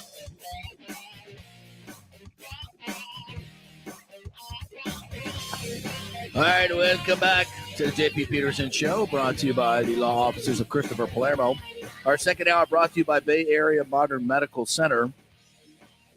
Tell you a little bit about those folks. It's a very different kind of approach to primary care. It's personalized preventative medicine. Christopher Lugo and his experience for proactive and looking at issues before they become a problem, encouraging a healthy lifestyle with proper diet, supplements, and exercise to optimize your active lifestyle. What a concept, huh? Rather than the impersonal rushed approach that you'll get from other doctors, you'll be the only patient and you will have their full attention. And as they like to say, getting old is inevitable. Feeling and looking old is avoidable. Bay Area Modern Medical Centers are experts in anti-aging regenerative medicine that optimizes your body performance in many areas. That'll help you get your testosterone right. For men and women, they do hormone replacement. So give them a call at 844-977-3477 or go to BAMMC.com. That's 844-977-3477 or go to BAMMC.com. Take your health care to the next level. Do something different. It's 844-977-3477 or BAMMC.com. All right, let's get into some other reaction from around the league and from the Bucs themselves. They have just put out a release. Let me read some of this from Jason Light. It's hard to put into words what Tom has meant to me and the entire Bucs organization. I have had the distinct pleasure of being with Tom at both the beginning and end of his incredible NFL career. These past 2 seasons, I had the privilege to see up close the way he operates and the impact he has on a franchise, from coaches to players to staff. He set a standard for accountability, work ethic, and performance that resonated through our building and in our locker room. His list of career accomplishments speaks for itself, but to finish a 22-year career while still performing at his peak was nothing short of extraordinary. I wish we had more time with Tom, but I understand and respect his decision to leave the game in order to spend more time with his family. I am grateful for the moments we shared. Bruce Arians. Quote, Tom joined us as the greatest football player of all time, and he quickly showed everyone in our organization what that meant. He set a standard and helped create a culture that took our team to the mountaintop. It has been an honor to be his head coach for the past 2 seasons. I wish it didn't have to end, but few players have the opportunity to leave the game on their own terms.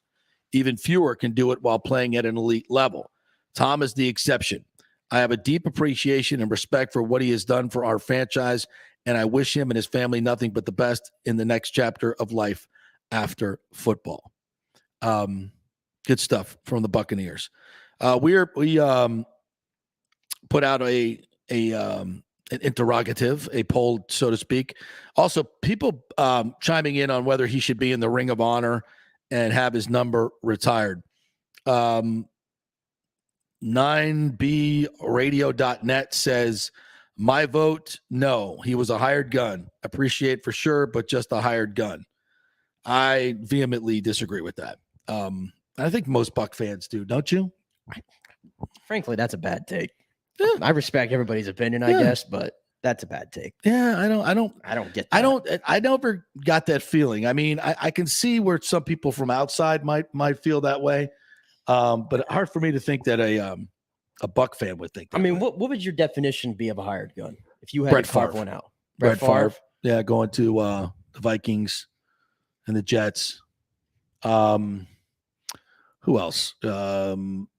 Kirk Cousins going to the Vikings, maybe. Yeah, although he's been there a while. He's not a hired gun. Been there a while. Who else would fall into that category? I don't know. It just doesn't seem like a hired gun type of thing for me. I just don't get that. I don't get it. This one's from Cigar City Matt. I agree with the Ring of Honor, but not the retired jersey. As much as he is the GOAT, he was also here for 2 years. Also, I love Williams, but again, he did not do enough to warrant a retired jersey.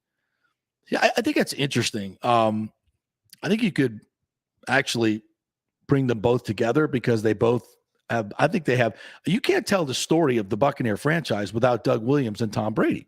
You cannot. I mean, Doug Williams brought this team out of hellhole mediocrity and took us to the NFC Championship game. I don't think people give him enough credit for that, and would have had a long tenure here with who knows what, if not for a extremely racist owner, racist cheap owner. And we all know about the curse of Doug Williams. So yeah, I would have to say that would be a nice, fun thing to do, to retire that number for both of them. The Creamsicle 12. That's the saddest part of this. And Trent could be the MC. Poor Trent. That's the saddest part of this all, though. We don't get to see Tom Brady put on the creamsicles this year. I was really looking forward to that. I think, honestly, that's why he retired. You're a hater. Well, you're a hater. I heard your take about how you didn't like the Devil Ray uniforms during the summer. You're ridiculous. Awful. Better than the current set by far.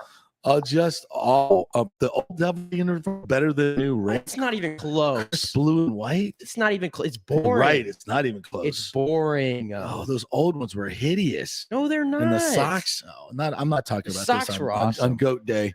I'm not talking about this.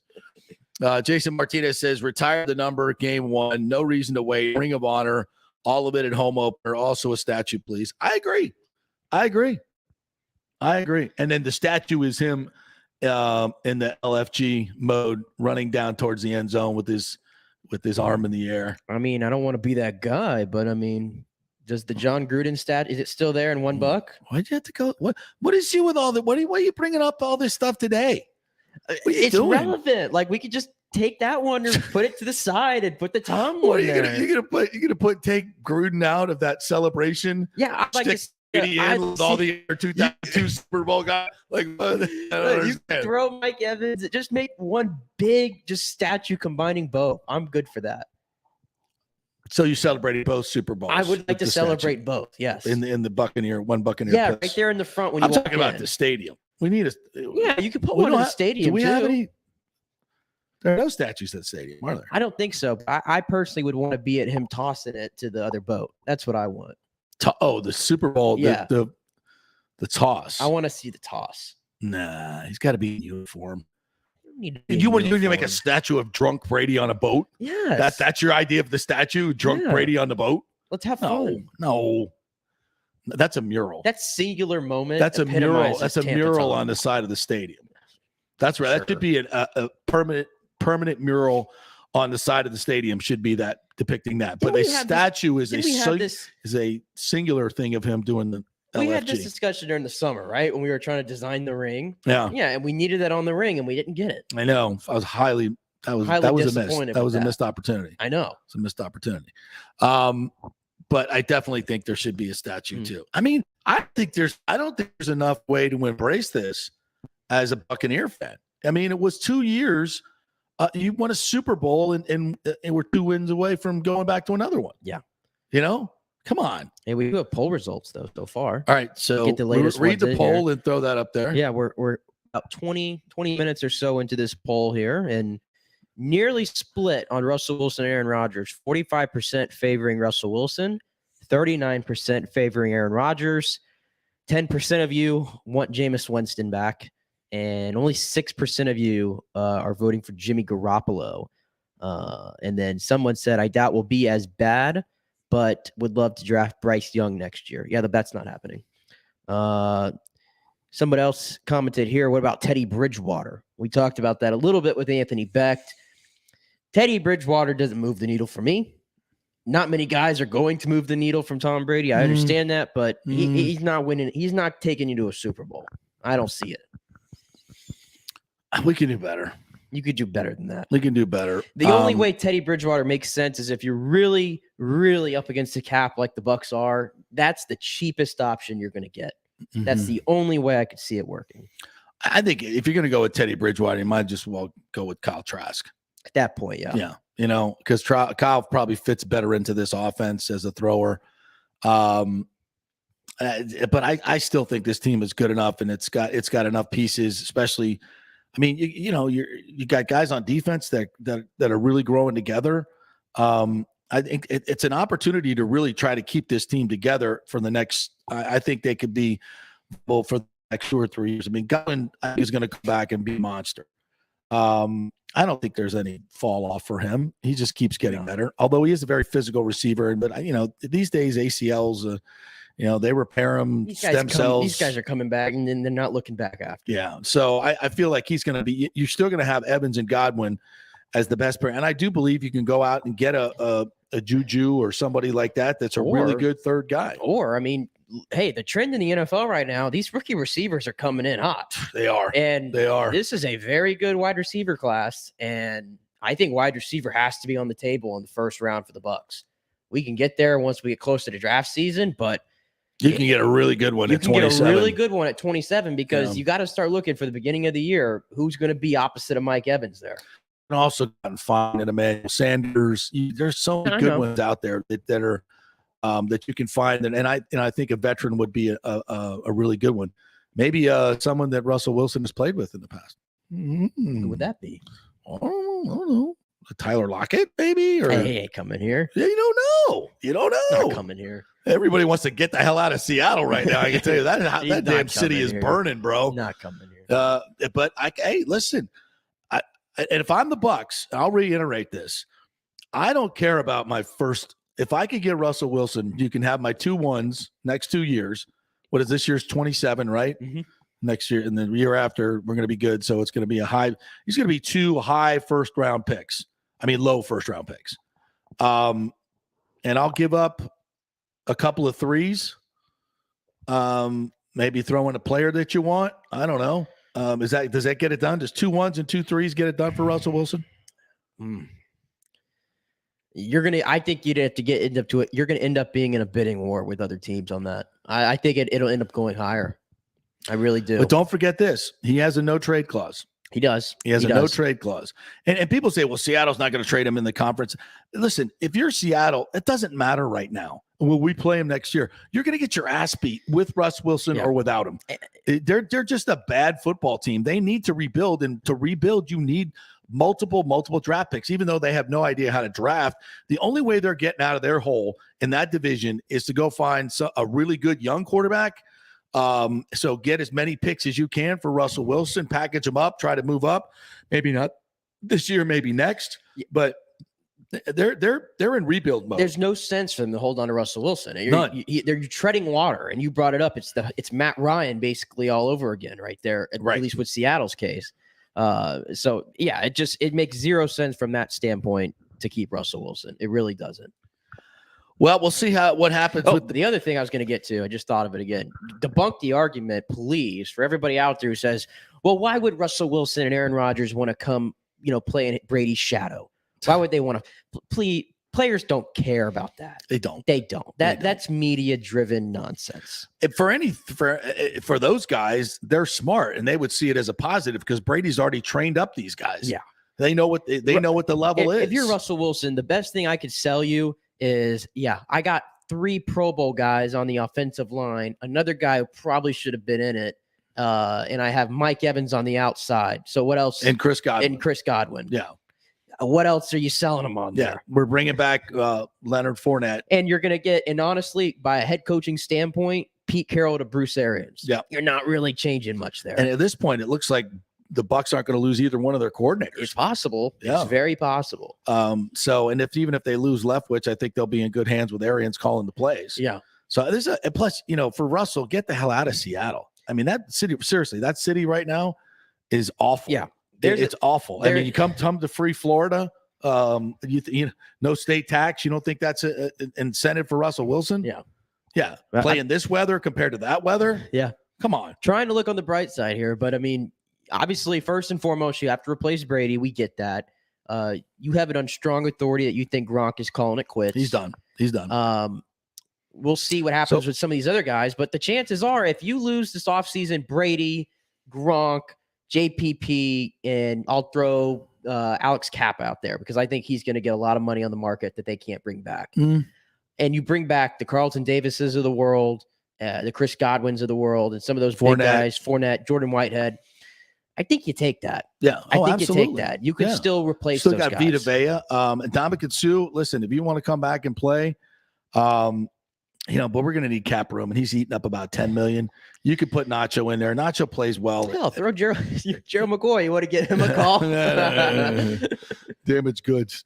His Superman or Batman costume's not working very well. He's getting hurt.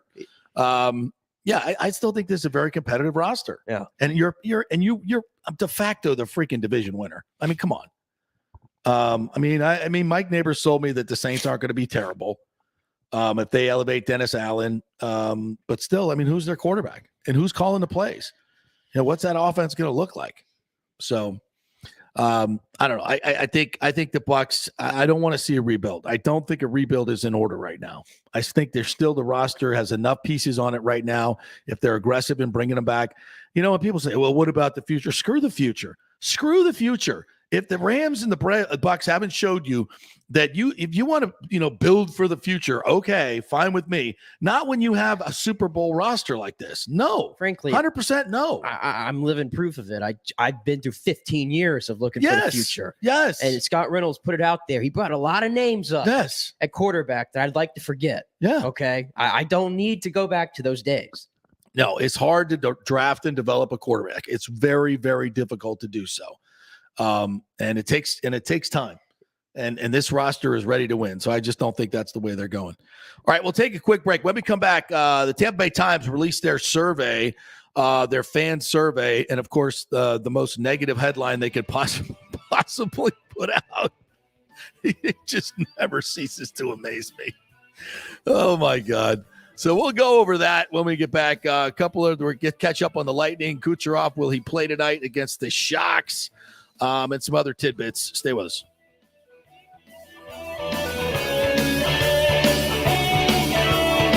PGA Tour's Valspar Championship is back in March in 2022, March 14th through the 20th, right in the middle of the best weather of the year and the last stop on the Florida swing. The Valspar has become one of the must-do events on the Tampa Bay sports and social calendar, so get your best tickets before they sell out. The game's biggest stars love the Copperhead course at Innisbrook. Last year, we saw Dustin Johnson, Justin Thomas, Jordan Spieth wow the crowds, and another star-studded field is expected again this year. Sam Burns took the title and will defend again at the Copperhead.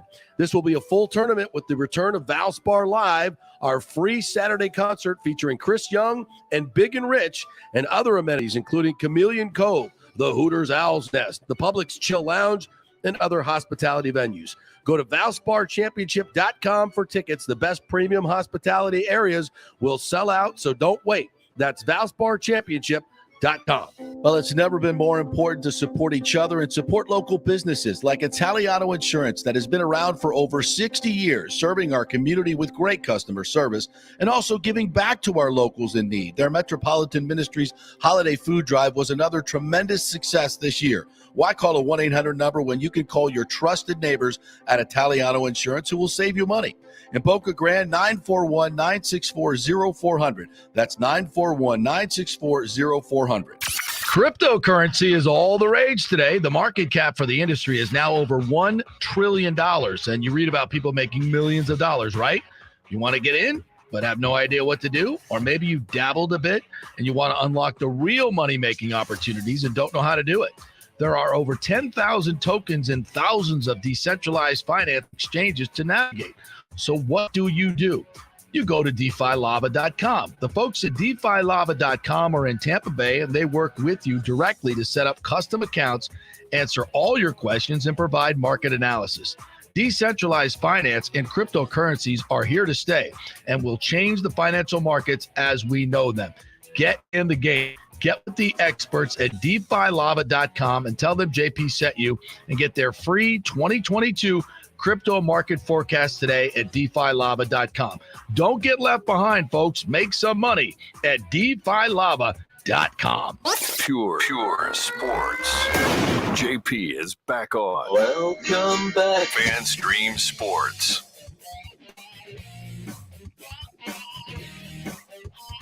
So you really like Derek Carr as a possible replacement? Hey, if they're stupid enough to get rid of him, I'll take him. Absolutely. Welcome back to the JP Peterson Show, presented by, in our second hour, Bay Area Modern Medical Center, a very different kind of approach to primary care. You can reach them at BAMC.com. Also by Christopher Palermo. If you have any issues with your homeowner's insurance company, didn't give you the settlement that you wanted, just you can reach out to him at PalermoPA.com. That's PalermoPA.com. The Valspar Championship, don't forget about that, coming up March 14th through the 20th. It's going to be awesome. We just announced the other day some of the big names that will be playing. Xander Schauffele is coming. Dustin Johnson. Who else do we have? Brooks Koepka we've announced. What was it last week? Louis Oosthuizen is coming as well. Colin Morikawa last week. Don't forget Saturday night, you got the Chris Young and Big and Rich concerts that are included with your Saturday ticket. Hooters Owl's Nest, Public Chill Lounge, the Snake Pit Hospitality Hoppers, great ticket. Those are all going to sell out. These premiums will all sell out. So go to ValsparChampionship.com for tickets. That's ValsparChampionship.com for tickets there.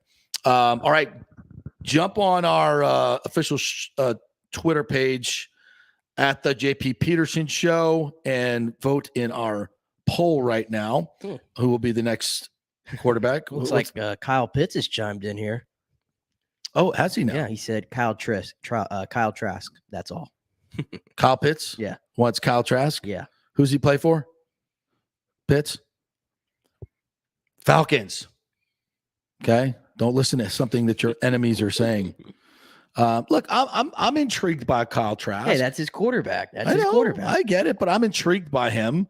But I just don't think that he would elicit the necessary energy to bring a lot of these guys back. If they go Kyle Trask, then Jensen's going to go chase the money. Cap is going to chase the money. Davis, all these free agents are going to go chase the money and try to get the highest dollar they can get.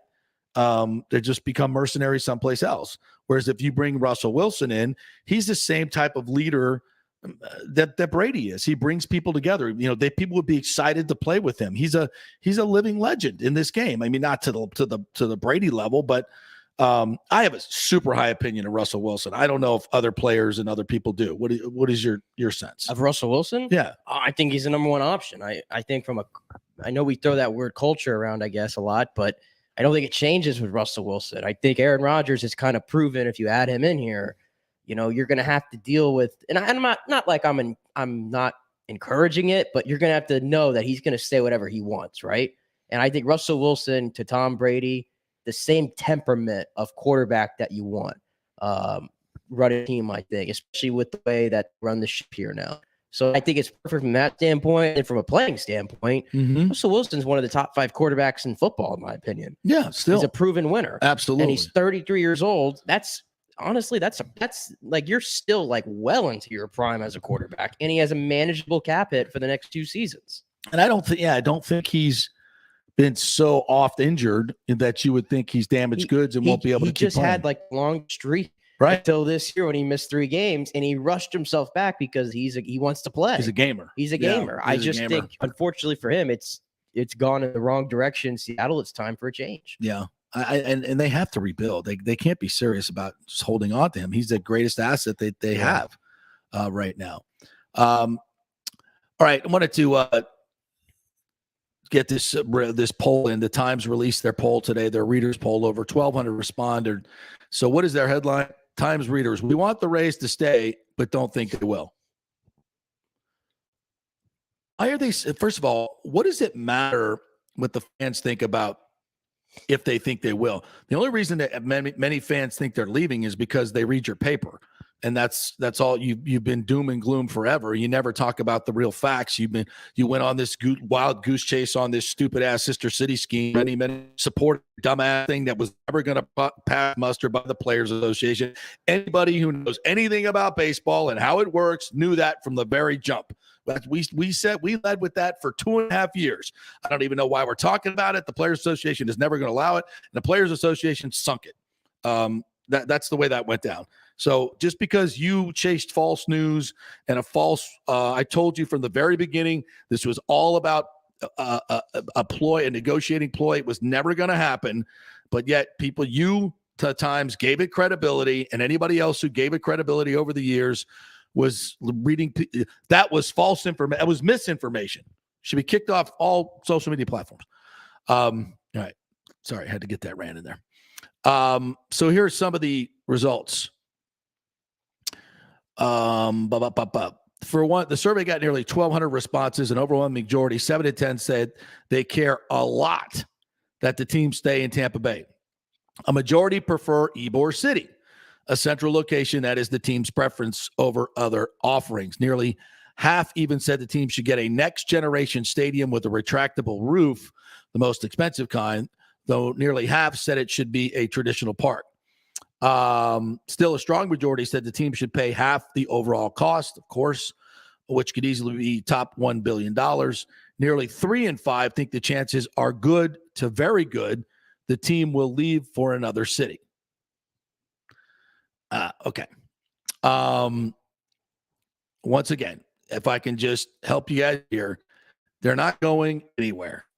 It's not up to Stuart Sternberg to leave the marketplace. He has to, pay a relocation fee of $500 million. Do you think that's happening? Why would you spend $500 million on a relocation fee when you could take the same $500 million and pay for half of the stadium in an established market where you've been for 20 plus years? Does that make any sense to anybody? Why would you leave? Why would Major League Baseball, the other owners, vote to allow him to move to another expansion market where they could extract expansion fees of $1 billion to $1.5 billion that they can split? Whereas if he goes there, they get $500 million. Does that make any sense to any of you? No. So once again, false narratives that continue to be shared. Why isn't the Times ever writing anything about those points? Why is it always they want? Oh, but most people think they're going to go. Out of all this information, that's the headline you put out there, the negative headline that you think they're going to leave. And you don't even put in the article, the things that I just mentioned.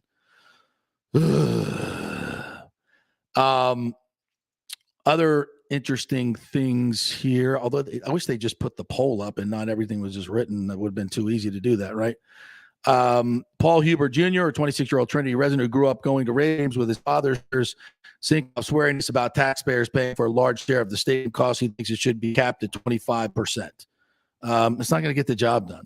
Survey results showed 63% of respondents think the Rays should pay at least half of a new ballpark's cost. Of course they should. Not everyone thinks the stadium site should be either Ybor or the Trop. Slightly more than 35% of respondents think other locations in the Bay Area would be better. Again, there's only one spot to put it. That's downtown Tampa. That's where the maximum people in the 30-minute drive distance are. That's where all the roads lead. That's where the Lightning have had such success. That's where the major hub of businesses are in that region, and also in the West Shore and Midtown region, Hillsborough County. This is the side of the Bay where most people that actually get out and do things live. I mean, it's just, some of these arguments and the misinformation just continue to flow, and it's such a waste of time. And I wish we had someone at the Times that would cut through all the bull crap and tell you what you really need to know. But I guess that's what we're for. So that's what we got out of that.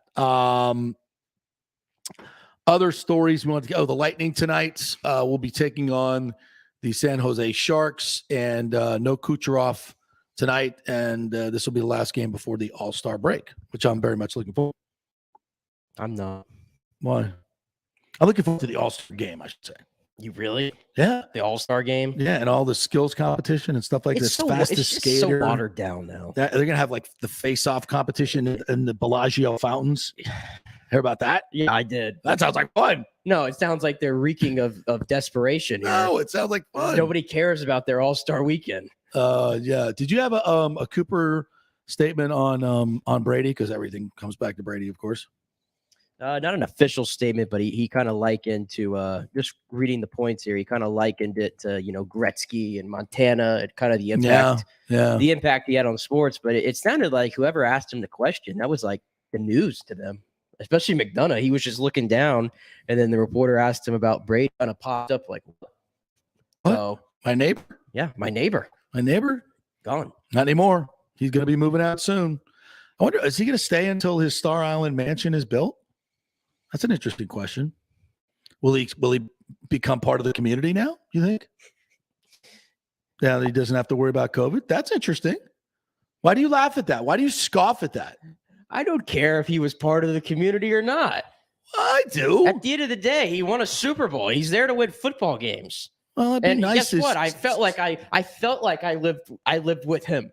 I felt a part of it. Wait, you felt like AB? I felt a part of it. I felt a part of it. That's good enough for me. Well, good for you. That's good enough for me. Hey, he went to Target one time. Target. He went to Target. I'd love to see him at Target one time. No Kucherov tonight. Palat, Point, and Sorelli. First line, Killorn, Stammer, and Joseph. Stammer centering. Maroon, Bellemare, and Corey Perry. And then Kachuk, Colton, and Radish. We have actually 6 defensemen tonight. That's good. Hedman and Ruda. McDonough and Sergachev. Clayson and Cal Foote. We didn't even talk about the Vegas game the other night. That was a hell of a finish. That was one hell of a finish. And that overtime, holy shiz. God, that was unbelievable. Back and forth, back and forth, back and forth. Is there anything better than 3-on-3 hockey? I just wish it would go like 10 minutes instead of 5. Man, it's like it takes you 10 minutes to do this shootout anyway. Yeah, because let's keep playing. Somebody's going to score. Yeah, because then if you don't do the 3-on-3, then you have to have, the most gimmicked overtime next to the college football one. I mean, all these overtimes suck. Your college football overtime is a gimmick. I hope you realize that. It's not. It's so much better than the NFL. They don't even play special teams. You got to kick field goals. So we don't punt or kick off because there's so many returns on kickoffs. We got to have special teamers involved if we're really going to get a true winner. Oh, my God. They're starting for the 25-yard line, and they're doing 2-point conversions.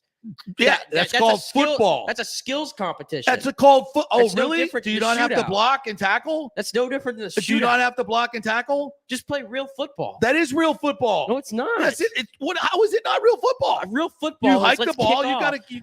Real football is let's kick off and watch the ball go out of the end zone, and then we all run down. 90% don't get returned. Yeah, let's do more of that. Let's have 7 of those. You know what? Do you remember the 74-72 game a few years back? How did college football watch that and go like, yeah, that's bad for the game. Got to get rid of it. I love it. It was great. No, we should still have that. The problem was player safety. You don't want to go 17 different overtime periods. I get that. They want the game to end as soon as possible. I mean, you had 60 minutes to decide the game. You should have done it then. So we got to get this done quickly. And I think it's the best way to get. But it's a farce when a guy like when you can't have great players like Mahomes or Brady get a chance to win the freaking game. I mean, Josh Allen it played 2 perfect games. I think he scored on every freaking possession, and he gets thrown out of the game because he doesn't even get a chance to play. The flow of the game because your wins. defense is gassed, and you want a coin flip. Go back to the and every rule in the NFL is set up so the offense can score. So let's just whoever wins you get the ball. The defense is gassed. You get to walk down the field and put it in the end zone. Oh, we won the coin flip. All right. Whatever. I can't believe I didn't even bring this up yesterday and we were discussing Bengals Chiefs, but I'll do it now while we're on the topic. The Chiefs won the coin toss, did they not? They did. Did the Chiefs have any momentum in that game? No. Didn't. Was Patrick Mahomes playing like garbage? He was. Guess what happened in overtime? He played even worse. That's the flow of the game deciding who win. The Bengals got the ball back because they made plays. And by the way, I have to mea culpa because I heard Mina Kimes say that the team that won the coin flip was 10-1 in overtime in the playoffs. That's not true. It's 52. He's 52.5%. The team that wins the coin flip. That's the last I heard. I think that was from Greeny. So can't trust any of these people anymore. You got to look up everything. Everything's an agenda-driven stat. It's ridiculous. No, so I'm sorry we got off on that tangent, but it was kind of fun. I'm still right. College is the best overtime, no doubt about it. Gimmick. What's gimmicky about it? It's football. Somebody once used the term gimmicky, and everybody picked up on it. Define gimmicky and tell me in what way it's gimmicky. I'll take it back. What's gimmicky is not letting one side play offense. That's gimmicky. Do you understand? Like it's better to have one team play offense, the other team dictated to play defense. What if they're built? What if their team is built on having a great offense and a crappy defense? Then you're at a huge disadvantage. Am I wrong? That's gimmicky. Letting one side, a coin flip, decide which side gets the best opportunity. I'll pull it. Is gimmicky. Hold on. I'll pull it back. That's the definition of gimmicky. I'll pull it back to the NHL because that's what we were talking about in the first place. The shootout is what if the NBA said shootout's gimmicky? What if we said the NBA, it's the equivalent to the NBA saying let's do a 3-point shootout? Yeah. And decide the game there. Stupid. It's stupid. Stupid. I don't like the shootout. Just play real sports. I agree. 100%.